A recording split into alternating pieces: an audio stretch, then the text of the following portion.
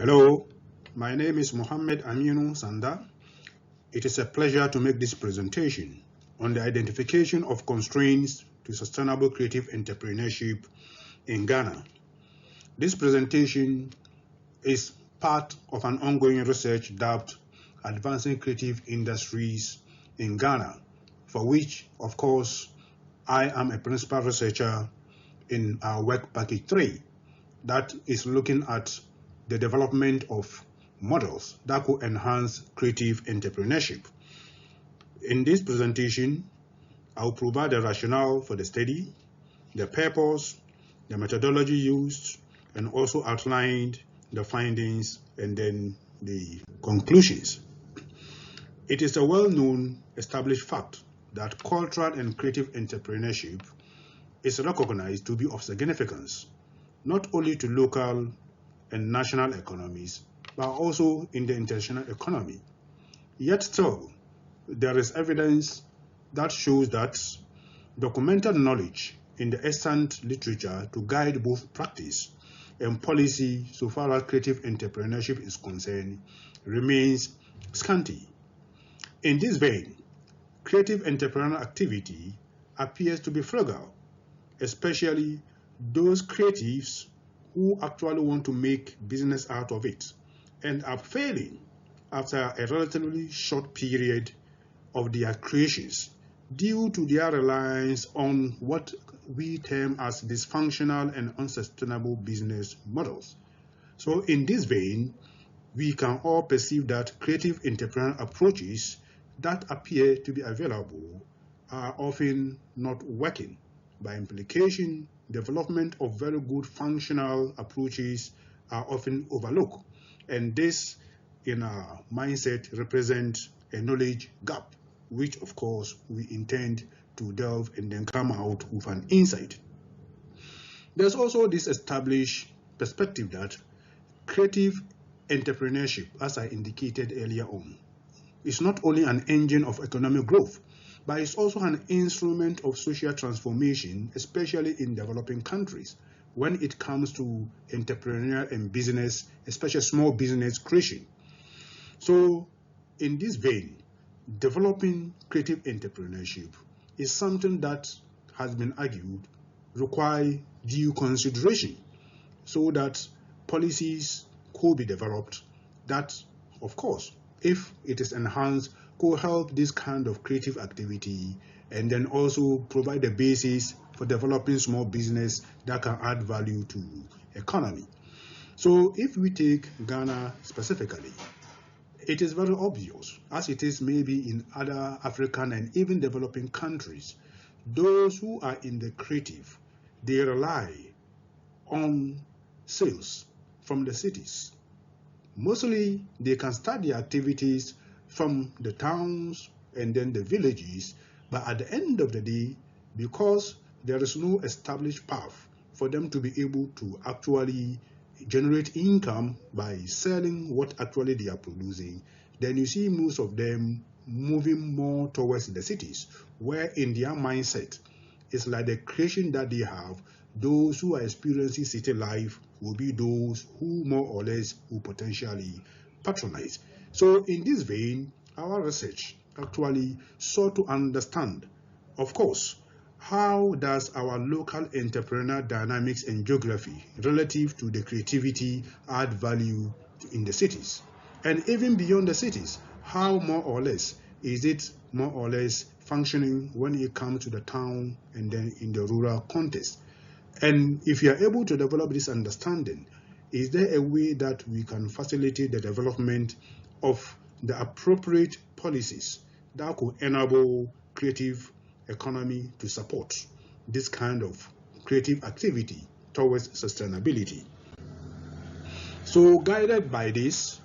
study explored the dynamics of the Ghanaian creative industry to understand creative entrepreneurs' lived experiences in the process of turning their creativities into business ventures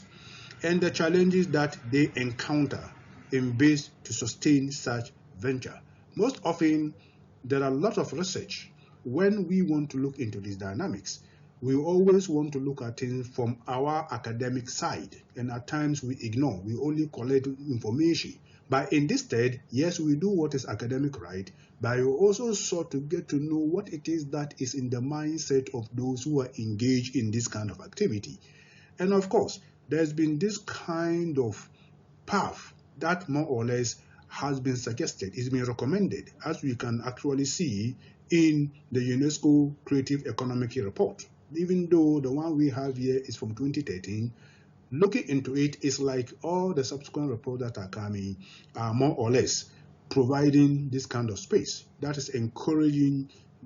the way we can more or less create spaces not only for imagining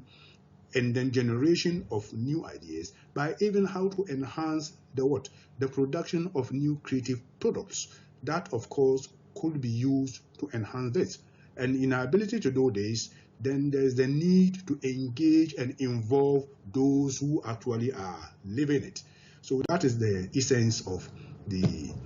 purpose.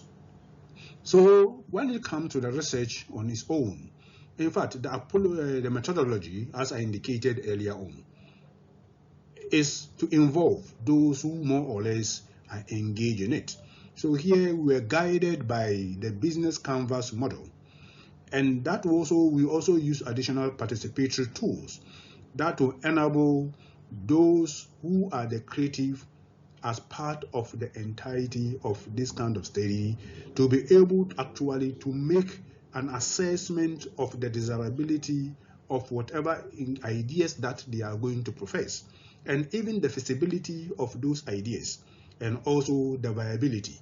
So that putting all these things together in the long term will be able to get us an idea that is not just a matter of coming out with ideas that we can consider to be good, but maybe ideas that more or less will have a sense of sustainability. So that is the way this study was guided in the form of the workshop. And of course, we engaged 17 selected cut across. So we have creative entrepreneurs, some from the music, some from the fashion, and different more or less sectors in terms of the profile. And we also identify those who were in the academic. For example, the place where this workshop was organized in Tamale, in the northern part of Ghana, we have the Tamale Technical Institute, where they have a department where more or less most of the function of what they do is to get students to appreciate the essence of creative products. So we were also able to get some of these persons to come and then participate. So in the workshop, as I indicated earlier, and using the canvas technique, we were able to excite each participant, of course, creating space for him or her to be able to share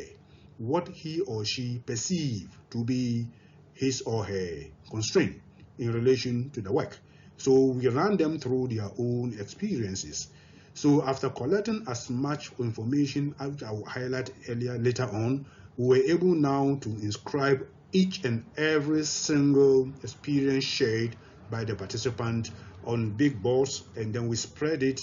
in the entirety of the workshop room so that afterwards all these were able to go around and then be able to read and then appreciate not only what they have actually experienced, but what their other colleagues also have experienced. So that's the essence of what you see the participants going around and then trying to see, as you can see over here.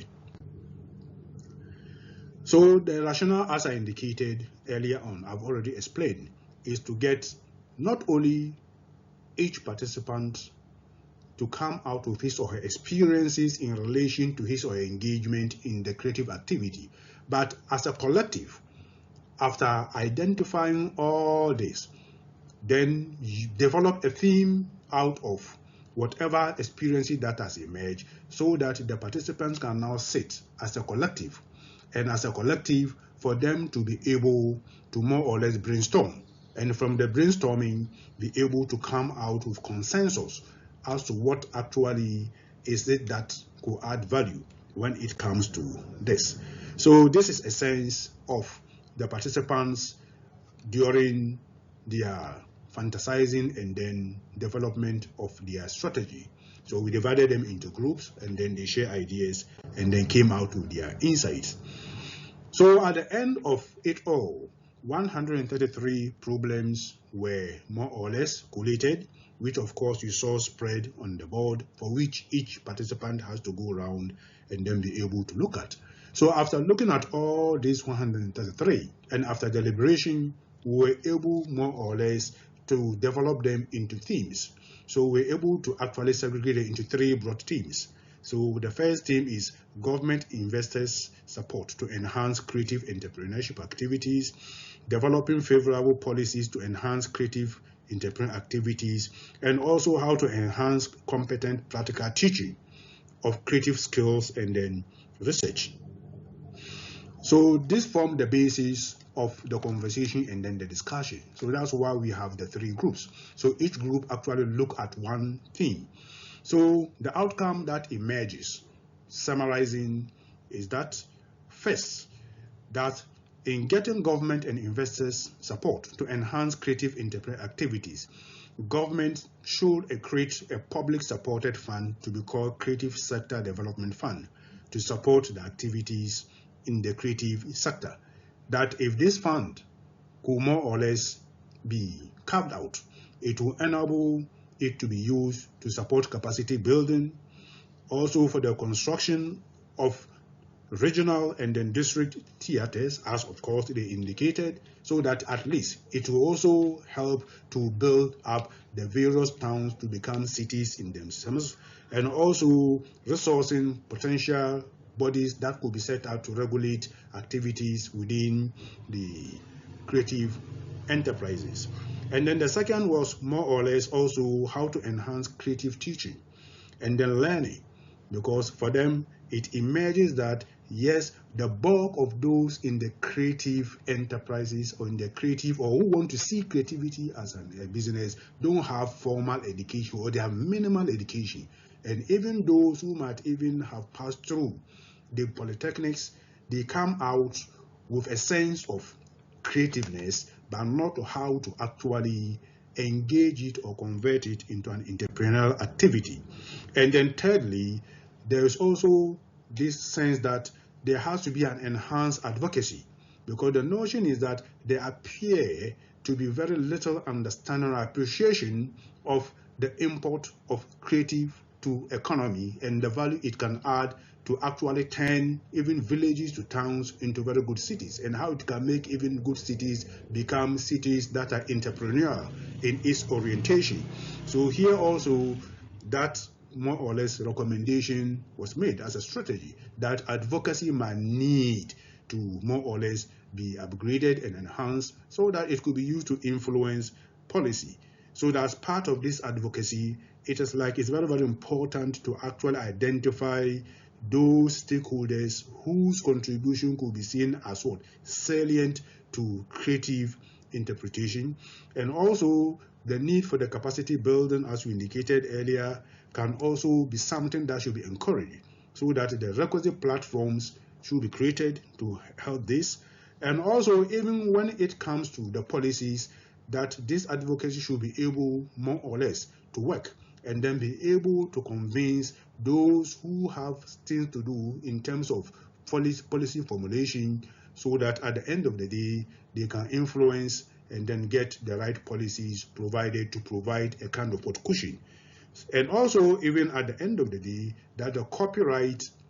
platforms, policies, regulations that are in place should also be enhanced, so that it could enable the functionality of creativeness.